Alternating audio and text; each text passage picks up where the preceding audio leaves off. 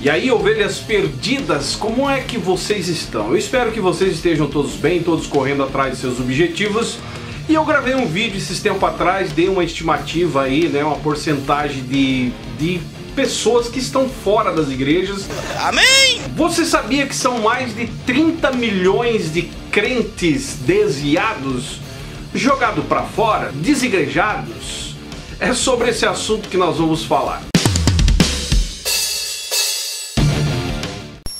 Para você que não me conhece, eu sou o Zaio, você está no meu canal Fala Zaio. Infelizmente, a igreja brasileira, e quando falo de igreja, estou falando da instituição, porque a verdadeira igreja não faz isso. Mas infelizmente a igreja brasileira é a instituição que mais discrimina desviados. Em outras palavras, tem um preconceito com desviados. É tipo isso. Não era para ser assim, não é verdade? Até porque Jesus não desistiu de pessoas. Parece que esquece que por mais que a pessoa esteja na lama do pecado, conforme falam, ainda tem um ouro ali, tem uma alma, em outras palavras. Mas como não é ouro de verdade, o ouro, né, a joia, aquela pedra, então não tem interesse. Talvez se a alma fosse ouro de verdade, o interesse seria outro. A verdade é que as igrejas hoje não têm, na maioria das vezes, não têm um trabalho específico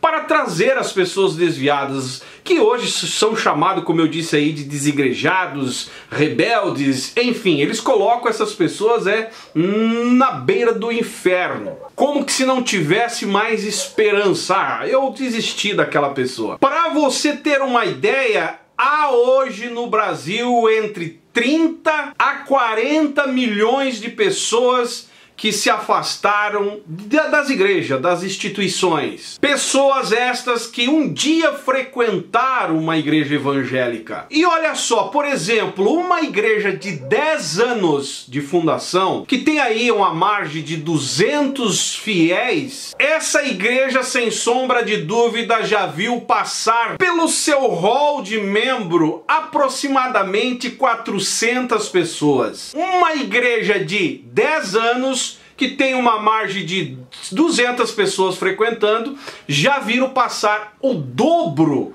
daquilo que frequentam 400 pessoas que um dia passaram por ali e que hoje estão desviadas. E vai ter aquele que vai dizer assim: não, Zay, peraí, mas tem aqueles que voltam. Para você entender a porcentagem daqueles que voltam para dentro de uma igreja evangélica novamente, depois de se desviar e daí reconciliam de novo, é só de 10%. Isso nós estamos falando de Brasil. Entre 60% a 70% dos desviados, pasmem vocês, esses não receberam sequer uma visita pastoral ou de qualquer outro líder ou qualquer outro membro. Simplesmente não sentiram a falta do tal evangélico depois que ele decidiu não estar mais no meio daqueles que diziam amar. Então, tipo assim, é complexo a questão, porque passa uma imagem, e eu não estou falando abobrinha aqui, basta você frequentar uma igreja aí por um tempo que você vai perceber o que eu estou falando, que é verdade. Faça uma visita a uma igreja, frequente uma igreja e você vai entender o que nós estamos falando aqui, que é real. Você só vai ser sentido a sua falta, na verdade, só vão sentir a sua falta se você for uma pessoa que tem algum bem, algum benefício a dar. Aí o pastor fica desesperado atrás de você.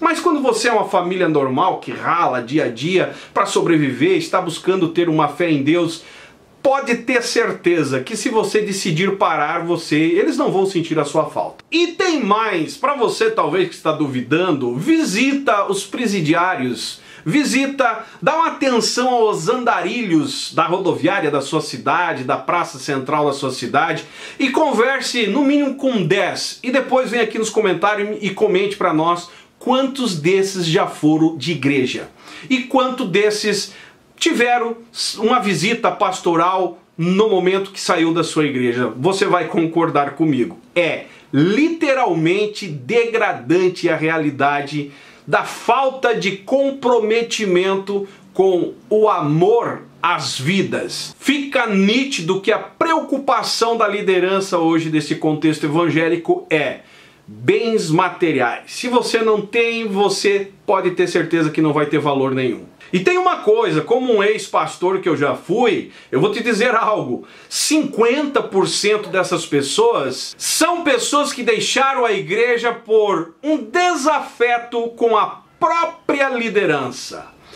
E daí são taxados de rebeldes, taxados de ignorante, de que Deus deu a oportunidade, a pessoa não quis, e assim é o discurso, né? Quem era por nós permanece conosco, quem não é a favor é contra, e assim eles vão achando desculpas. Enquanto isso, de contrapartida, a palavra manda fazer outra coisa, né? Que é amar a todos e desenvolver, né, a comunhão entre todos. Mas infelizmente a comunhão só é através daquele que eu me identifico, porque é isso que acontece. Eu, como líder, eu tenho o meu grupo que eu me identifico, nesse eu escolho alguém, esse também vai ter um grupo que vai se identificar com ele, e assim vai crescendo. Mas se tiver alguém que não vai com a cara um do outro ali, ou principalmente com a cara da liderança maior, é colocado de escanteio, rejeitado, isolado literalmente. No final das contas, a pessoa se obriga por livre e espontânea pressão a se retirar do contexto, e aí sim dá no que eles querem. É mais um rebelde, é mais um desigrejado. Essa é a realidade, infelizmente. Agora, para você entender uma coisa, eu tenho uma nota aqui para nós encerrar o vídeo.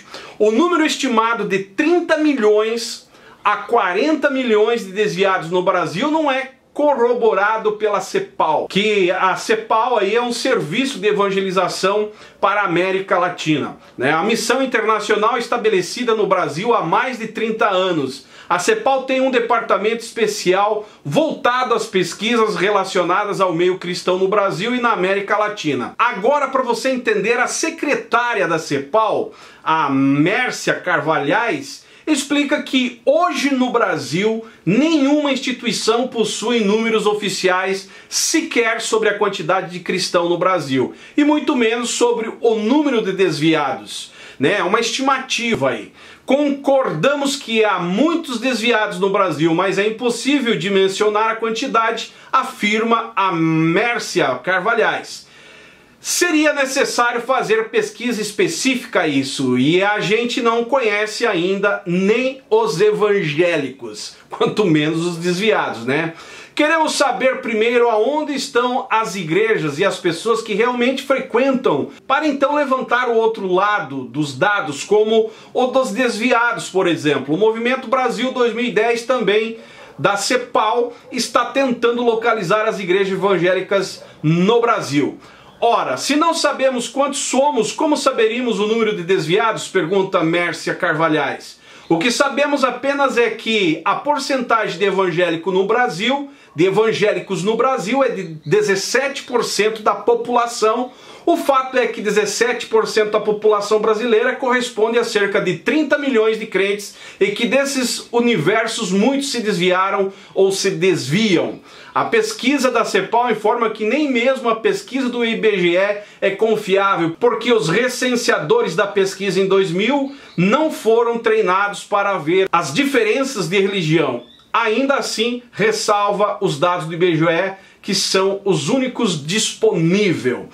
Resumindo, a verdade é que crentes feridos estão esquecidos nas trincheiras. E eu falei num vídeo anterior que a igreja é o único exército do mundo que não volta a buscar os seus soldados feridos pelas lutas, pelas batalhas que ficam pelo caminho. Bem pelo contrário, ele substitui rapidamente quando um soldado fica ferido pelo caminho. E muitas vezes eles fazem questão de você se ferir, né? Para você sair da jogada, porque tem outro na fila ali que quer ser, que precisa, na verdade, ser abençoado no teu lugar. Infelizmente, essa é a realidade. Eu encerro o vídeo dizendo uma coisa para você.